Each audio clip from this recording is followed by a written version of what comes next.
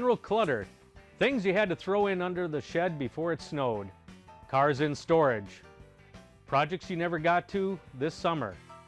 Welcome to Behind the Garage Door. I'm your host, Bill Rogers, and in this show, we're going to be looking at the perils and the trials and tribulations that the Northern car guy faces of having to be stuck in his shop for 5 months with his cars and not being able to drive them.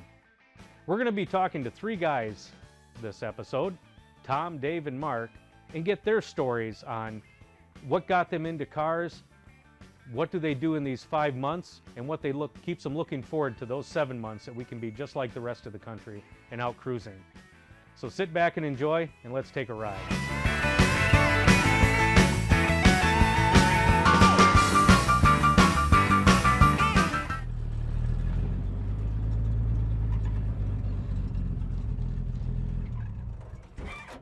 Well, here we are this afternoon at a friend of mine's, Tom's shop. I bet you he's trying to get his stuff ready to take out from a long winter's nap. Let's go see if he's home.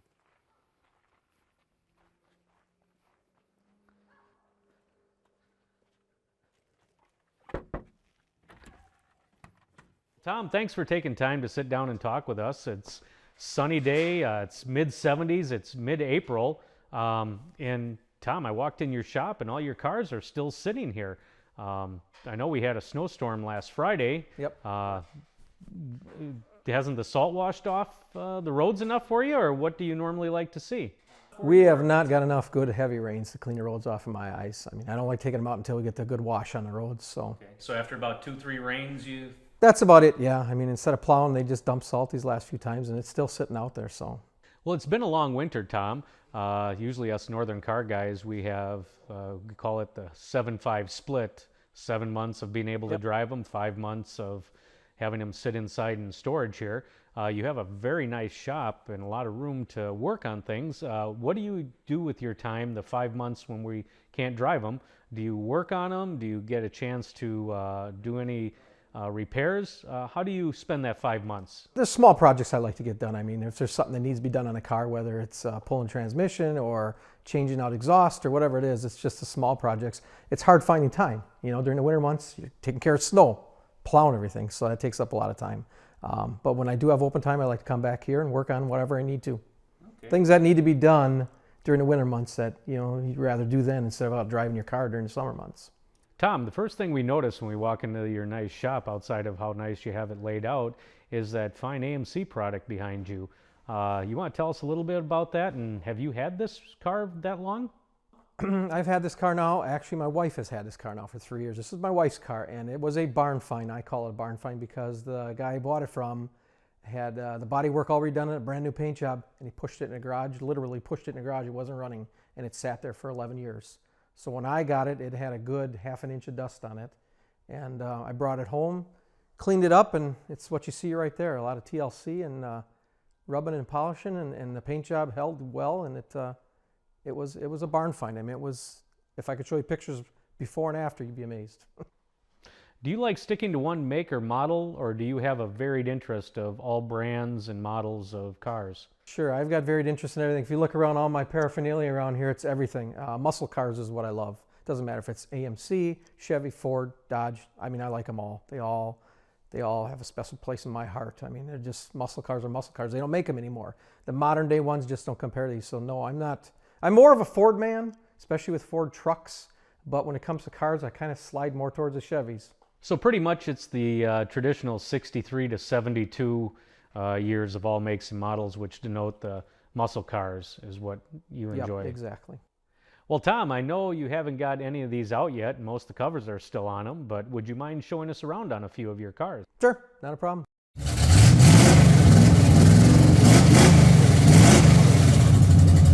Well, Tom, by the looks of the lines and underneath this cover, this isn't a Javelin. It looks more like a GM product, kind of a Nova, am I guessing? You got that right. It's a Nova. Right. 71 Nova. 71 Nova. Mind if we take a look at it? Sure. I know it's early yet in the season. You can I'll peel the help cover you take it off.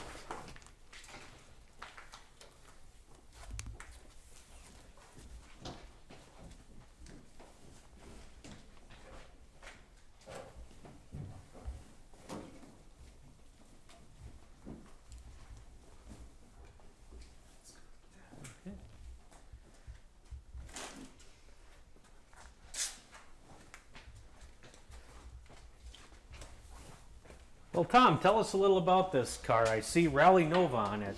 This is a true numbers matching 1971 Rally Nova. You don't see many of them around because most people clone an SS. What they'll do is get rid of the stripe package. And the Rally Nova was made by GM for a way around the insurance rates that started rising with the big blocks and the SS models.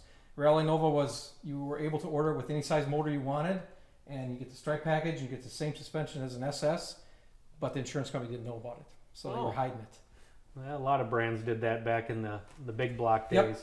Yep. Now I take it this isn't a big block? This is not a big block. This is actually small block 307, which is even more rare than a big block. Oh, really? There was only 310 of these made in 1971. Oh, And nice. out of the 310, there's not very many of them left. Okay. Will you mind popping the hood and showing us? Take a look. All right.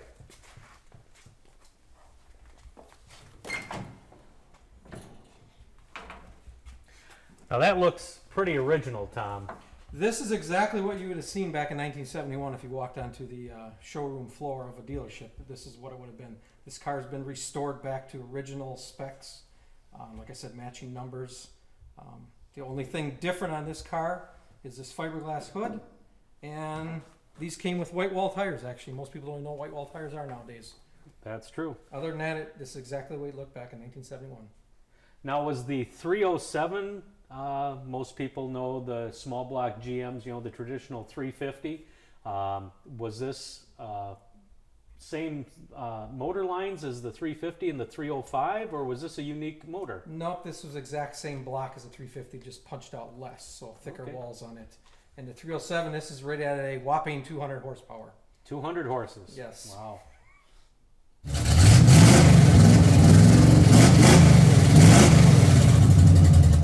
Okay, walking by to this cool Nova, I saw there was another one sitting under here underneath the cover. What do you have up front? That's a 72 Chevelle. Can we go take a look at that one? You bet. All right.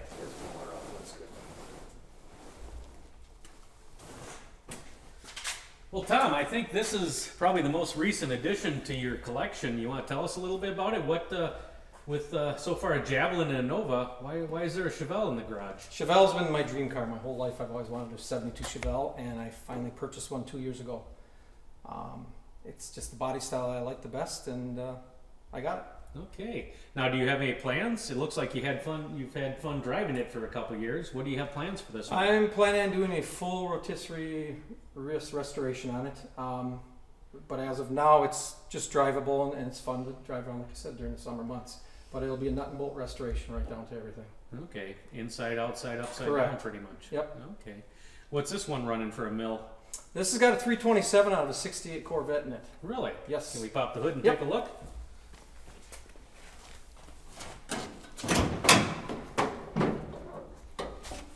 Small block Chevy, 327. Came out of a 1968 Corvette.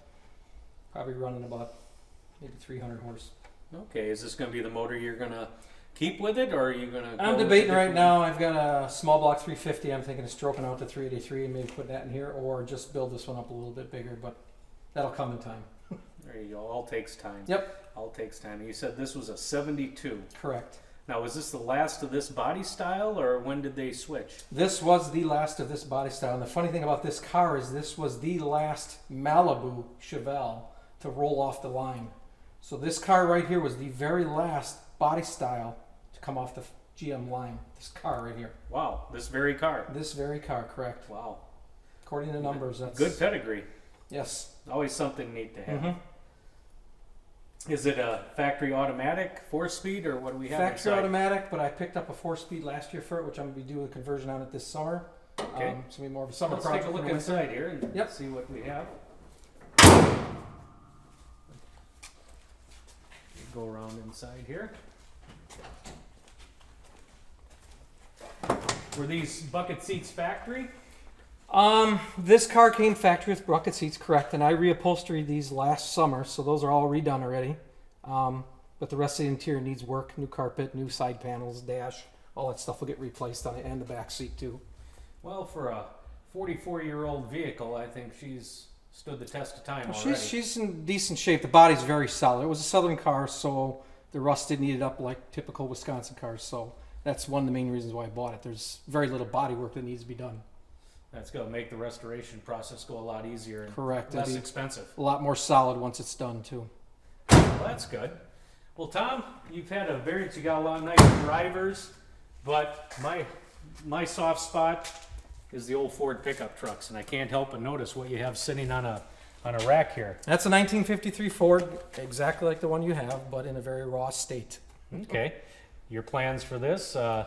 My plans for this are to restore it, and I want to airbag the suspension on it, so it'll be one of those ones you can drop right down to the ground or lift it up to normal ride height.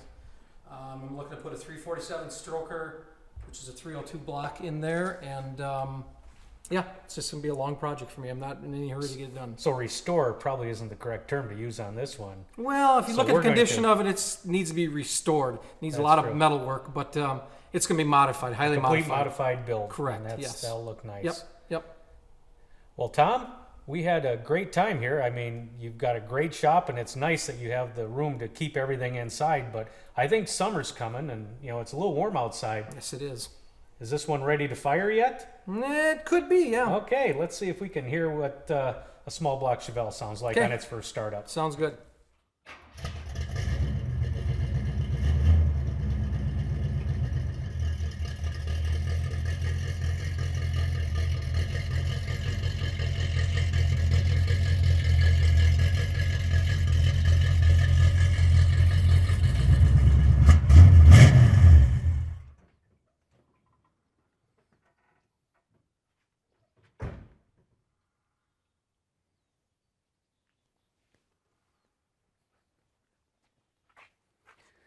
Well, Tom, thank you very much. I appreciate the time you Not a took with problem. us and showing us your collection. And now that spring's finally here, hopefully you can get some of these out and enjoy it. We're going to try. It's been a long 5 months. Yes, it has. Well, thank you for your time. You Have a bet. good day. Bye Thank now. you. Well, as you can all see, spending 5 months in Tom's shop wouldn't be such a bad thing. Now, there's a shop I can aspire to have someday. Well, our next guest is Mark.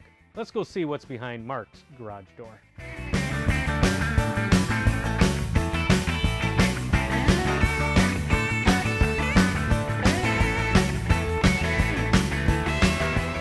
Another stop along the tour of cars in the Northern Rodders. We're going to stop at a buddy of mine, Mark's. Known Mark for well over 30 years. Mark's enjoys his Mustangs. Let's go see if he's behind the garage door and see what he's working on today.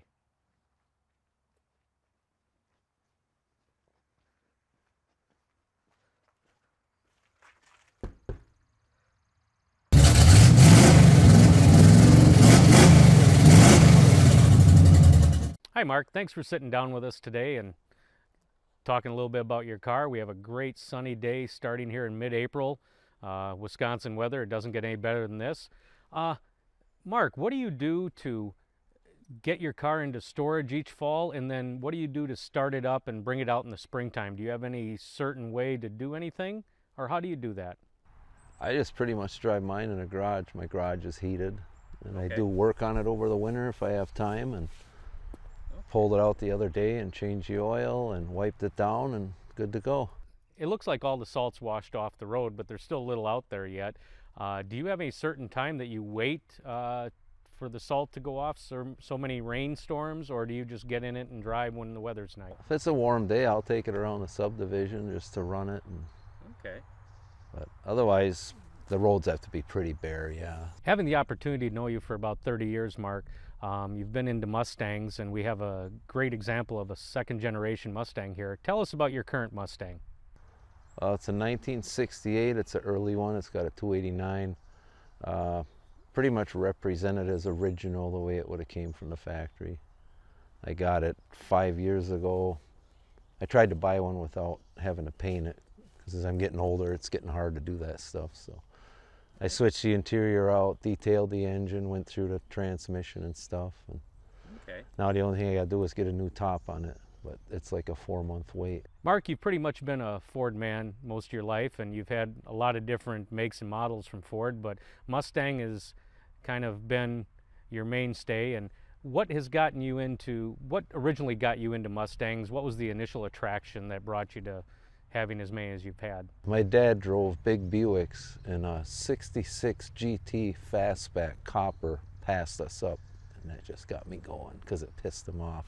That was it, huh? Yep. That kind of set you for Mustangs. Yep.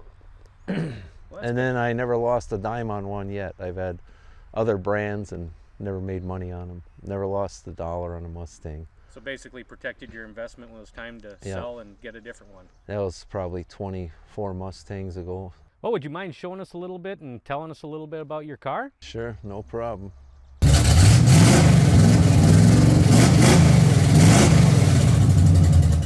Okay, Mark, we've talked about the fact that this is a 68 from second generation. The first thing I notice, 1968, most of them had 302s, and I see this one, you have a 289. Is this an original engine for this car, Yeah, or what? it's a real early model. That's why they have the 289 in it yet. If it would have been mid-year, it would have been 302. Oh, that's when they did the switch in Yeah. 68 to go to the 302s, which Ford ran for consecutive years, Yep. quite a few years. All right.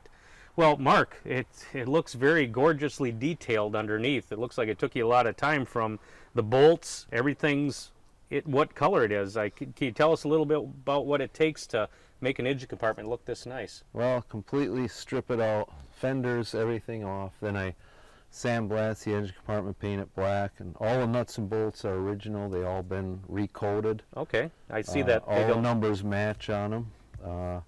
The motor is numbers matching. Pulled that apart, put all new gaskets in it. And then to get that color of blue on a 68, you actually have to mix 2 different cans of paint together because it's really hard to match that color. No one seems to have it right, so. Oh, really? I was unaware of I took that. the spray cans upside down, drain the air out, then use a can opener, take the paint out, then spray it with a gun. Is this the year that they went from my 66s, where we had a little That bit darker bright- blue and a brighter, and then they went to a lighter, brighter Yeah, blue? yep. Is this the transition year where there's a I little, think it's hard to match? so, yeah, because Okay. 67 still had the bright blue ones. Okay. Well, good. Well, you also took care of the interior on this car. Yeah. Let's take a look and tell us a little bit about what it takes to freshen up an interior. Well, when I got it, it had a 2-tone blue interior, and I didn't like it, so I put all new seat covers in, stripped the dash out, repainted all the metal parts in it, and then some of the stuff I had to dye, like the visors. The ones they sent me I didn't like. The console I had to re-dye. So the white makes it look a lot better. But the dash pad's still original yet. Gauges are, nothing's been changed on that. Well, it's nice to have a lot of new, nice products on the market that will help you instead of replacing that. You're able to dye and refurbish existing ones, and that's one thing. Of all the years I've known you, you're more into refurbishing the original part than you are to go Yeah. right out and order a new It's a one. little more painstaking, but it's worth it in the end. Okay. So, and they do make tons of parts for Mustangs. You can build the whole car from a parts catalog, pretty much. That's true. Well, does the trunk look as nice as the rest of the car? Yeah. Why don't you show us that? Okay, Take a I look can and do see how that. you have that. It's also got the pop-open gas cap on it. Now, was that factory or was that an option? It's a Was that factory option. It was, yeah. okay. So not every 68 Mustang had that then? No. Okay.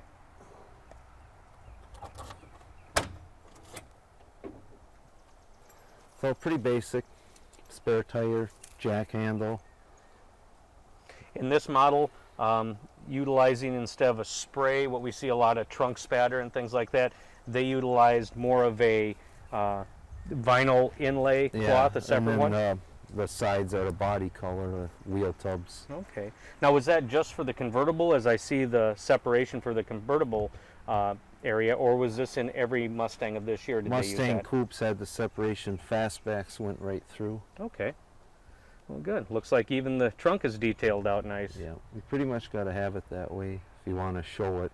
Even though it's a driver, it still Yep. shows well. So Well, good. Well, Mark, thank you for taking time with us, and Okay. now we're finally getting some springtime. Hopefully, we can get out on the road cruising and exactly. do yeah. that. Well, have a great day. All Thank you right, much. Thanks. Yep. Yep. Bye now. Well, we got a chance not only to go in Mark's garage, but to get outside and enjoy some of this early Wisconsin springtime. Thanks again, Mark, for spending time with us. Dave is our next stop. Let's go behind the garage door with Dave and see how he spent his winter.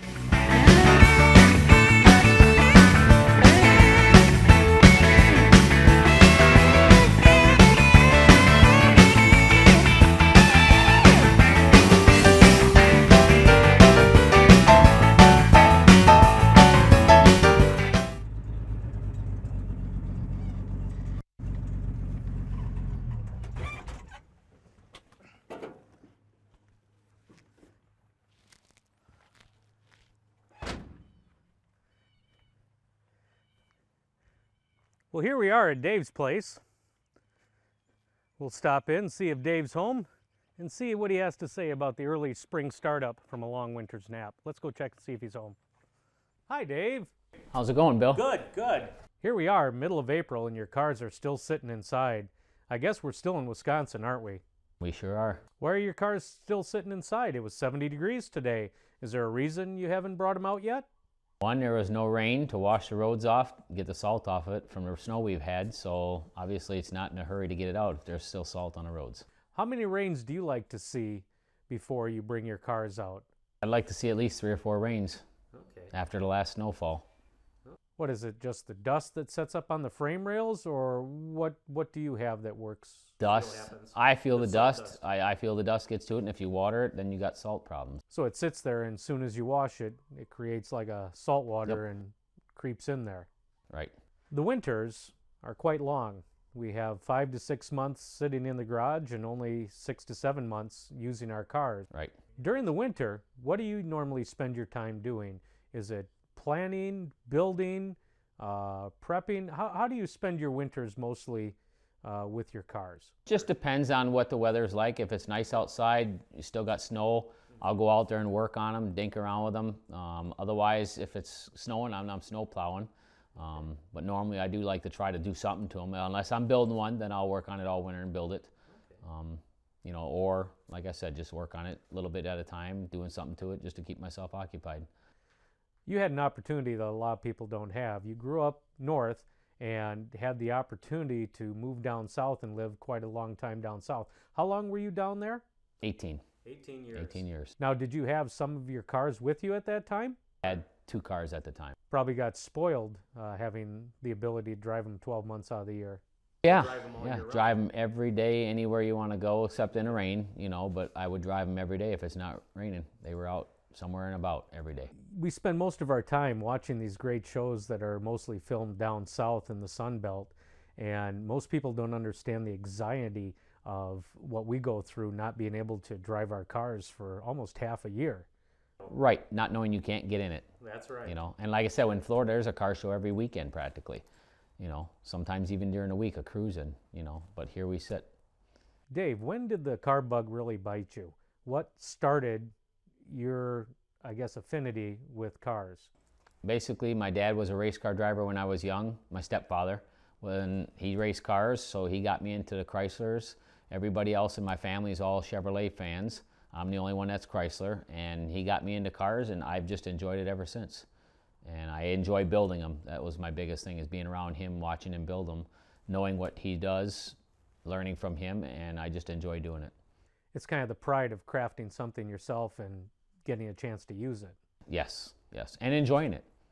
Yeah, you know, the little bit, but yes, enjoying it somewhat. Did you have any projects going this winter, or was this winter kind of a non-project winter?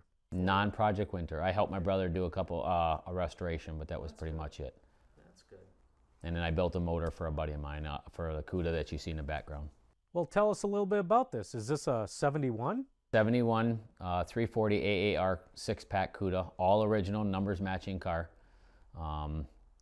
Never been painted. This car is all original. This is original paint? This is original paint on this car, other than the black on the top was redone once in its life. And then the motor needed to be freshened up. It had 100,000 miles on it, was leaking oil, and the guy wanted it gone through, so I went through the whole motor over the winter time and completely redid it. Well, that kind of keeps the car guy juices flowing, gives you something to look forward to, knowing that summer is officially coming. Right. And speaking of looking forward to something, would you mind showing us a few of your cars today? No, no. Okay, well then let's go look.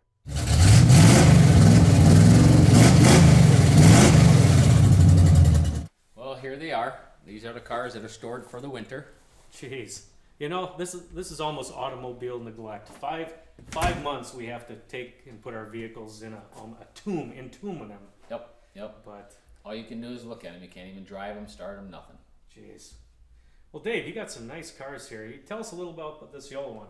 This is a 72 Challenger with a 440 with a 4-speed. I just did this car 2 years ago. I finished it up. It was a 1-year project. I bought it and I wanted to finish it in 1 year and have it painted and running, which I did.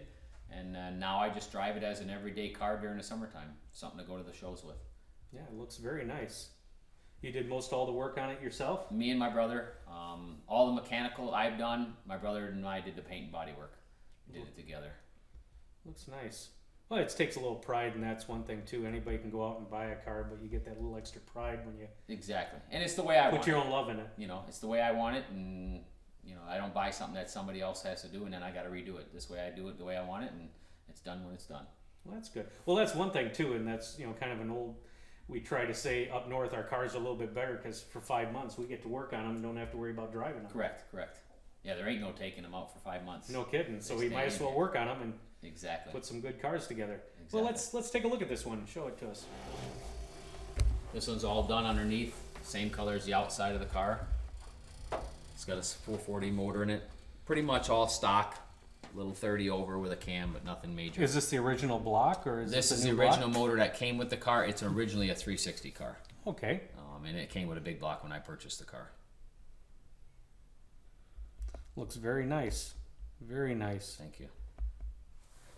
What do you have hiding behind the trees over on the other side? I've got a 71. Looks like a dart. 71 Dodge Dart.